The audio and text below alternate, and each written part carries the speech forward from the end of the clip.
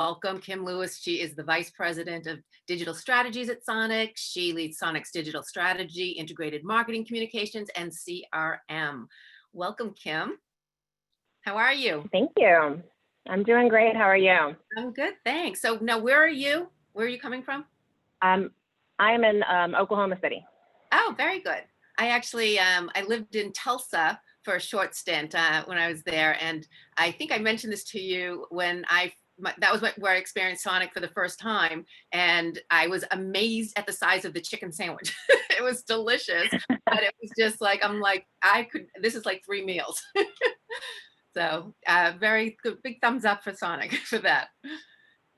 So awesome. Yeah. So anyway, I mean, as Steve was sort of saying, I mean, you guys really do, you're extremely personalized, and you sort of take it to a next level in terms of how you personalize it. There's so much customization, and I want you to kind of talk about that a little bit in terms of how do you reflect that initially in your communications with your customers? Well, sure. Well, so you nailed it. The personalized experience at Sonic is built on the fact that customization is not just available for every item, but actually encouraged. And so for some of you who may not be as familiar with Sonic, we're especially well known for our amazing variety of drinks and slushes. So you can put flavor, real fruit, even candy add-ins into our drinks and slushes that can be mixed and matched in over 1 million different ways. And don't knock it until you have tried like a grape nerd slush. It really is delicious. That said, our email and digital communications are not always as one-to-one personalized as especially many retailers. So, we have a fairly limited product offering and a very high visit frequency. So with that, we often really focus on scale and big national offer events that provide value and excitement to the greatest number of guests possible.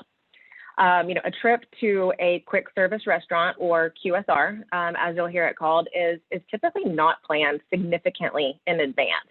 It's kind of a spur of the moment. You wake up like really craving it or having something that you really want. Yes, chili cheese tater tots, whatever it is, it's kind of an in the moment thing. So our messaging really focuses on creating that crave, introducing value, or more importantly, providing a really immediate call to action. So with our personalization, we really focus on how guests can customize their experience and personalize their visit on their own. So for example, in our messaging, we share a lot of what we call our pro tips. These are fun animations that show how to, say, add chili to your tots, how to select easy ice in your drink, or add bacon and jalapenos to your burger. We also explain a lot of limited time or new customizations that come along with our new featured items. So for example, right now, you can add hatch green chilies to any of our sandwiches or burgers because they're part of the build for our current limited time queso burger. Or this summer, when we offered our popular Red Bull slush, you could select Red Bull as an add-in to any other drink or slush. So while much of the traditional retargeting or personalization really focuses on what you've ordered in the past, and while we certainly do quite a bit of that, we also really want to help guests find new and exciting ways to experience Sonic in a different way. And the uniqueness of our offerings and our messaging has really resonated well with customers. But we do have some really fun ways that we truly personalize our messaging experience in a more one-to-one way that I know we'll talk about in a little bit. Yeah, no, and so, I mean, I know obviously this is an email summit, so email is, of course, a part of what you do, but I know it's not necessarily the go-to. But let's I guess back up a little bit in terms of for email. Really, what is it that you're looking for when you are sending out your emails? What is that more about? Well, sure. So what we have found is that email is one of the very best places for us to increase general awareness of our items. So we can showcase like incredible beauty shots of our products. Like for example, in October, we had an amazing trick or treat blast that had 3 different kinds of candies mixed in, or that extra cheesy queso burger that I mentioned earlier. It gives us a chance to give a big shot so the customer can see and picture exactly what they'll be getting. We can explain in detail the features and the ingredients of those items. And email is also a great place for like step-by-step instructions and detailed benefits of new features in our digital ordering channels. So really any things that can kind of be read at a customer's leisure and don't necessarily need that immediate action, since it's really hard for people to stay on top of the kind of constant deluge of emails they get, especially now that many promotional emails are either siphoned off into the promotions tab, or even go to a dedicated email address that customers have for marketing. So, I know in a little bit, we'll talk a little bit more about some of the ways that we're doing truly one-to-one, but that's where we have found our emails to be the very most effective. It's for that real in-depth kind of meaty information. Yeah, it's for more future. But as you said, with QSR, with what you're doing, it's more about that immediate decision, that quick decision. And I know that's where, in terms of texting and SMS, really comes to play, which I know you really considered that your powerhouse. We do. And so, our channels are all very closely tied together, what we call our owned channels. So email, SMS, our in-app and on-web messaging, and our push notifications. For us, our SMS MMS channel is one of our very most powerful communication channels. And so we use it primarily to drive that immediate action. So with one-day offers, with alerts on limited time new items, if you really think about it, sending someone a text message is really an intrusion. You're interrupting whatever they're doing at that moment to send them a message. And so while email is more kind of an impersonal relationship, SMS is a fairly intimate relationship and requires quite a bit of trust. So, you always want to make sure that anything you're sending via SMS is truly useful, provides an immediate call to action, and reinforces that customer that they want to continue letting you into that special place in their phone. I am continually amazed at the incredible impact our text messaging has. I mean, literally the second that we hit that button, we start to see guests redeeming that offer or ordering that item at the drive-ins. And you mentioned, and then push. Oh, go ahead. No, but you had mentioned before, it's within like 5 minutes that you're getting people's responses. One, how are you tracking all of that? And then, where do you go from there? Like, what is your next step with that in terms of how you continue that sort of journey back into your store?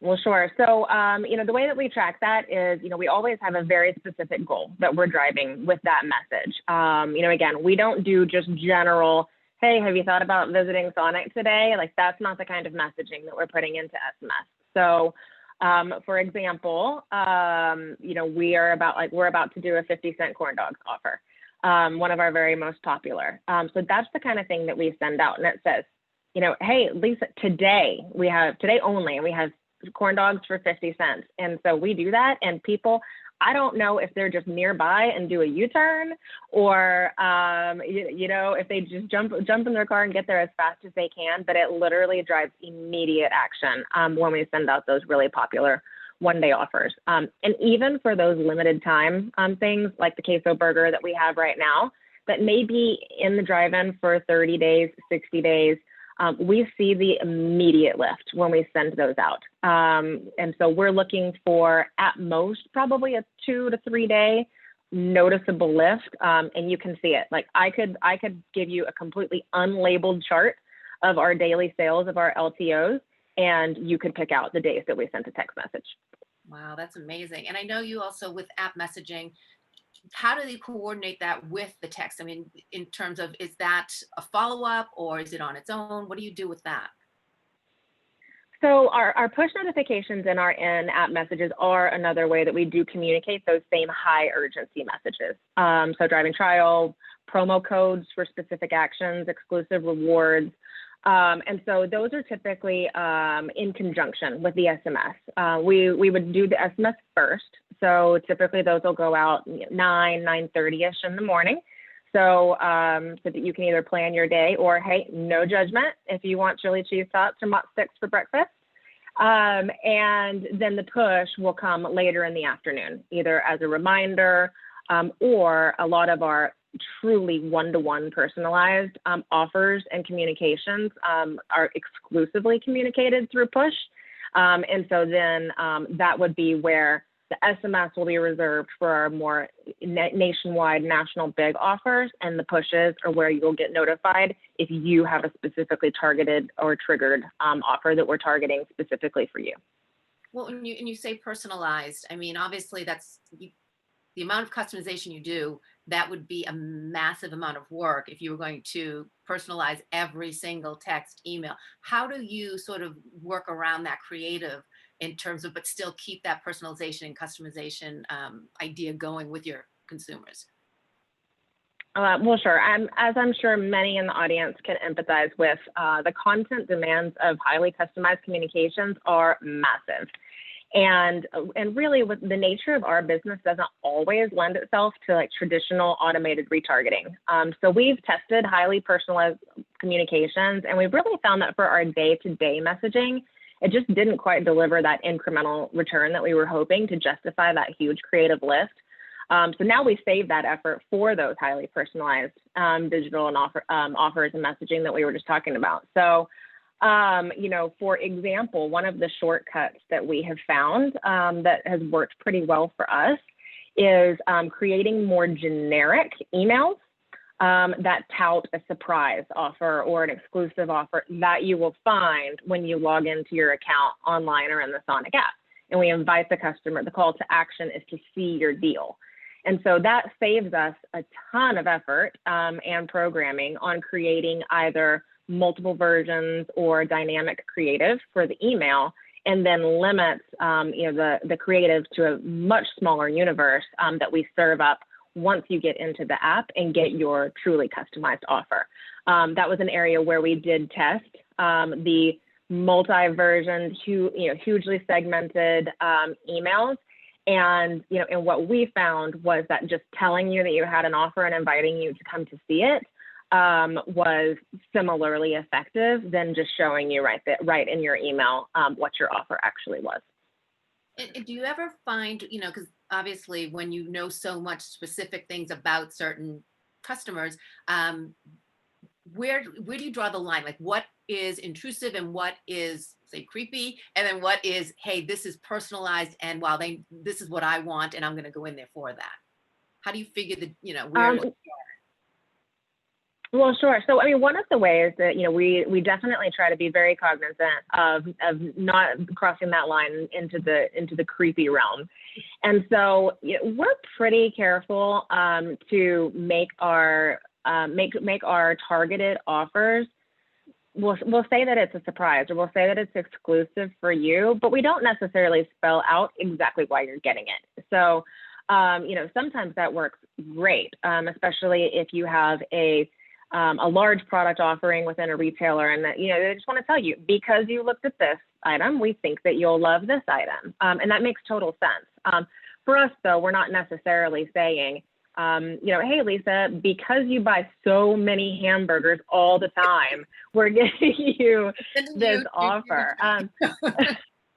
You know, so for some of them, we don't necessarily want to reinforce with them, you know, maybe something that's a little bit of an indulgence. We're not trying to make you feel guilty. We're just trying to give you something that will, you know, bring a little bit of delight into your day, and that you'll think, yes, that's exactly what I want. I can't believe that I can go and get that half price today or tomorrow or this week. So we're very careful to couch our targeting in a way where it almost feels coincidental. Like, wow, how did they know?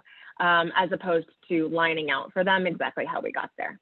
Yeah, and really what another thing which we've sort of alluded to is you have this unique drive-in format.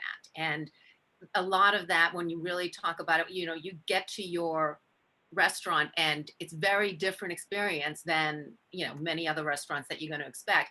Talk about that a little bit in terms of, you know, that end-to-end personalization, because I know you have digital screens and it's an experience that they're getting. How do you sort of not only personalize it, but then keep that going so they're not disappointed when they arrive?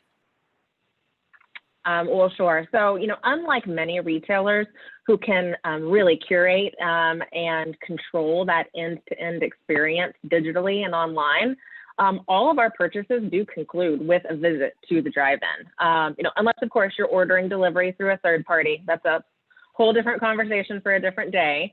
But while creating that seamless experience from the messaging and the digital channels into the in-store experience is key for all retailers, it's especially critical for us. So interacting with our communications and ordering online or in the app directly ties in to that brand love that we're trying to create and maintain. It does get you a prioritized experience. Where you should get your order faster than someone who has just come in and pushed the red button. But then our customized digital screens at the drive-in are really the culmination of that experience. So any guest who pulls into one of our ordering stalls will see a rotation of digital messaging. But customers who order through our digital channels get an extra special experience. So once you arrive and you have ordered, you check in through your phone. And then your name and your profile picture actually appear on the digital menu board along with a welcome message that we can customize that welcome message. They can then track the progression of their order in the kitchen. And then in most locations, they can even see the name of the car hop who's going to be coming out and delivering their order. And then when they come out, the car hop greets the customer by name, talks through the order to ensure accuracy. And then, the customers see, thank you, see you next time. Customers absolutely love this feature. I have actually switched the first name and the profile picture on my account to be my son. He's 9 and he never tires of seeing it come up when we arrive. He makes sure that we pull all the way in and he has a prime viewing spot to see it. The customers love it. And so, customers often wonder, why am I providing all this information? Why are you making me give you these things when I sign up for an account? And things like this are just a great way to reinforce the value of it to our customers.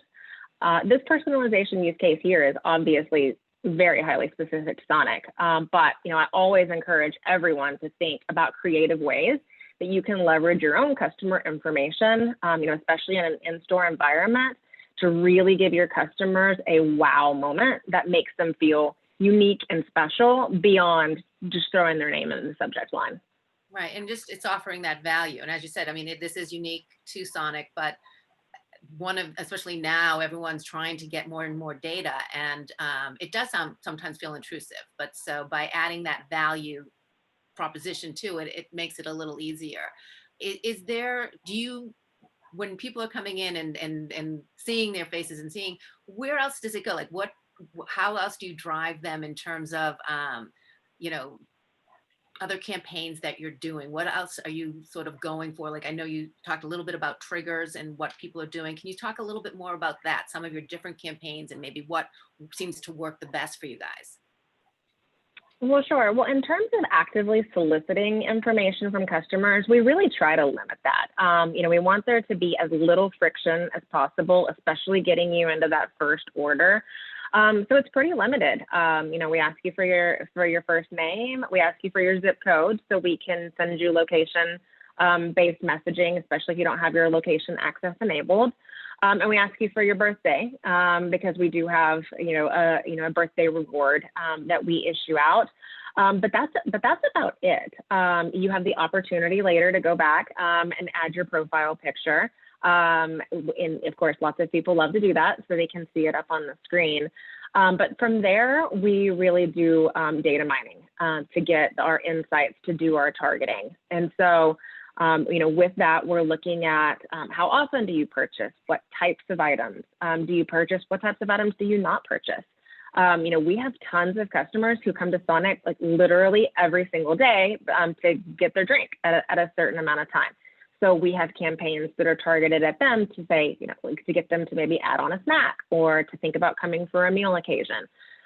So all kinds of things like that we're looking in the data to then say, okay, what can we do to take this type of great customer and get one more visit or one more item? How do we take this other completely different type of great customer and get them to try something new, or come during a different day part or something like that. So, we, as I did mention, those big one-day offers are hugely successful for us. And those, those aren't really personalized, but we do use those kind of as a loyalty component to reward our customers for being engaged in our channels. You wouldn't know about that thing if you weren't enrolled, because you can't just get it automatically. You have to come, you either have to ask for it, or you have to go to the digital channel to order, or you have to mention it when you're ordering at the drive-in.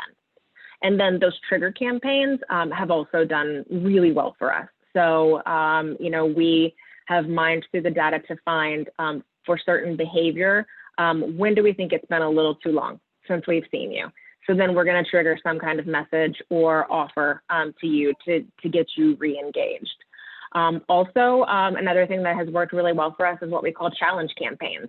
So, with that, instead of just saying, here's an offer for you to use on your next visit, we try to get you to do something that we want you to do by dangling a reward for something that we know that you love. So for example, back to one of those drink only customers who comes all the time. Well, we know they love drinks.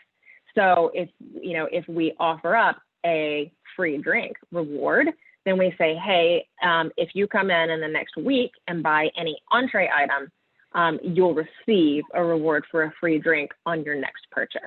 So things like that have also proven highly effective, whereas you might not be willing to even try something new, even for half price, if you're not sure that you'll love it. But if you know you have a guarantee of something that you love on the other side, customers are often willing to try new things or to take action that they may not have taken otherwise. So those are a few things that have been successful for us in terms of our personalization and targeting. Yeah, and I want to just remind everyone, because I do have another question for you, but just to remind everyone that you can ask questions for Kim when we're finished. So if you do have any questions, just raise your hand and Steve will unmute you or send you a request to unmute, and then you can ask. And but really, when we're talking about this personalization and these different campaigns, but really, what is the metric that you're using? What's the most important thing that you're looking for through all of this? Well, ultimately, as I'm sure you can all imagine, all of our metrics ultimately have to tie to traffic, to sales, and to profits. Every once in a while, we can get away with creating something just for the cool factor or just because it's buzzy. But for the most part, our messaging channels are really the workhorses that have to drive results. So we do have those broader vehicles like TV, like social, that we can use to build awareness and to build brand love. But those channel communications are all about driving action. So it's either trial, it's repeat purchase behavior, it's increased visits to the drive-in, it's higher average check. And we're constantly evaluating those metrics and optimizing either the campaigns or the offers and the messaging to make sure that what we're putting out there is the very most effective and profitable. One of the things that we have to keep very most at the forefront of our minds that lots of people don't have to worry about is that we're 95+% franchised.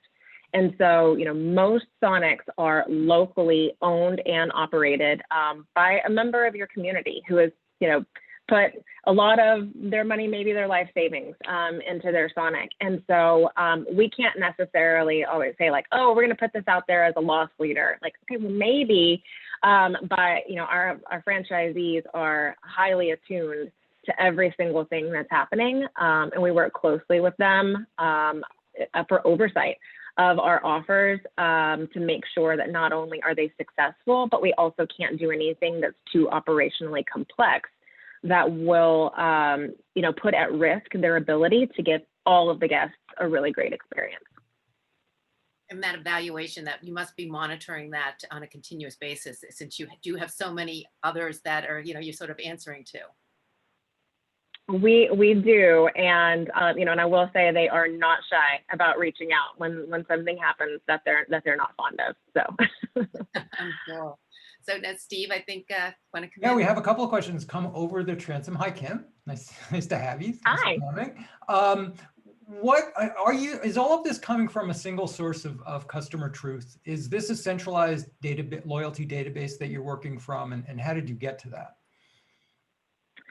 I would say kind of. We do have a centralized customer database that, that honestly is in a current kind of undergoing a big renovation. And then we do have, we work with Braze as our in-app and our email personalization engine. And so we do run the majority of our campaigns like out of Braze, as opposed to it being triggered from the broader customer database. Now, one thing I will mention that we're really excited about is we are now part of a a multi-platform company called Inspire Brands, and so our other sister brands in this portfolio are Arby's, Buffalo Wild Wings, Jimmy John's, Rusty Taco, and very soon Dunkin' Donuts and Baskin Robbins. And so with that, we're really excited about the possibilities through our customer database and the customer information, and have some really exciting initiatives coming up that are going to really let us just supercharge those one-to-one capabilities. So maybe one of these days when we're back in Deer Valley, we can we'll have some amazing success stories that we can share with you about some of the personalization that we're going to be able to drive with that new customer database. And bring food. Bring the shakes. Bring the shakes. We have a question from Yvonne. She asks, we've talked about engagement tactics related to specific content, email functionality, cadence, etc. But what are the best performing subscriber acquisition strategies based on your experience? So, I'll say once we realized how powerful our SMS channel was becoming, we really pivoted away from focusing so heavily on email acquisition to really focus on how do we bring more people into that SMS channel. And we've tried about every way that you can think of how to do that. So ranging from those digital screens that I talked about, we rotate in messaging saying, do you want to get things like 50-cent corn dogs and 99-cent mozzarella sticks and half-price shakes? Text shake to 876-642 to enroll in our program. That has proven hugely successful. Like, show people what they're going to get and then give it to them. We've also run like referral programs to say, like, basically don't keep the spoils all to yourself. Share with your friends. Be a hero. To get other people to enroll. And then we've also worked with some really effective third party and kind of paid acquisition partners.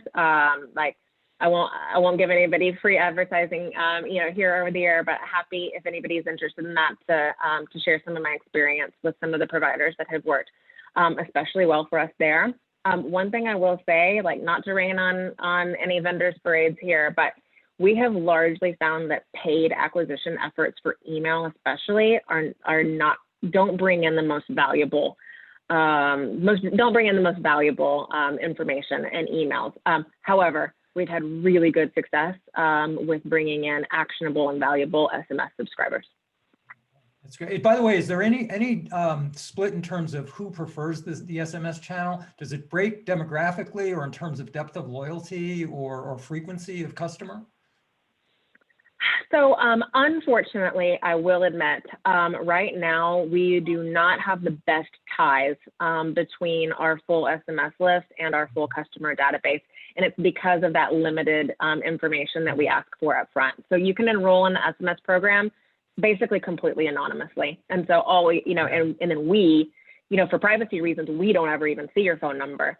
And so, so we don't necessarily always know that Steve, this best customer in my digital channels, is also this phone number who we're sending to. So it's something that that we're thinking through. And again, back to that messaging. How can we present to our customers a value proposition that makes them want to say, hey, I am 214-707-0110. I will tell you that, and you can link that to my account so you can bring me greater value. So we're thinking through things like that, but until we're able to do that better, we're not necessarily going to know how that breaks down. Kim, thank you so much. Yeah, thank you, Kim. That was great. It was awesome. Really appreciate you being with us today.